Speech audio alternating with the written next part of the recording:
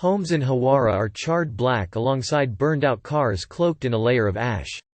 The air tastes acrid as people speak of the night their town burned. Residents told the BBC a mob had gone on an hours-long rampage armed with iron bars and rocks before torching buildings, cars and trees. On Sunday, the Palestinian town was subjected to one of the worst cases of mass Israeli settler violence in years.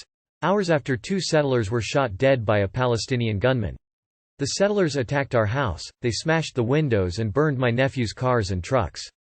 They tried to break into my car showroom and set it on fire, said Abdul Nasser al-Junaidi, speaking outside his home.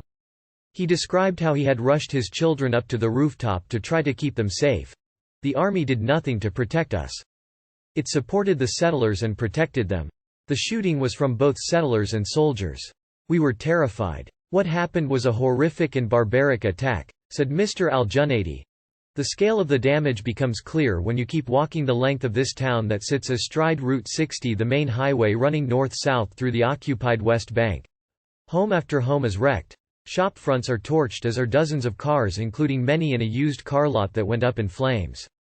The Palestinian Health Ministry says 37-year-old Sameh Akhtash died after being shot in the stomach during an attack by settlers in Zatara on Sunday night. Dozens more were wounded. One family had to be rescued by paramedics after becoming trapped in their house when settlers laid burning tires outside their front door, blocking the route out. Several hundred meters away from the highway, an extended family tried to take refuge as their home came under attack. My wife, my brother's wife, and our young children were in the house. They were screaming, and the children were crying, and they were crying out for protection from the settlers' oppression, and we could not reach them, said Odeh al-Domadi, speaking to the BBC in the remains of his burned-out lounge.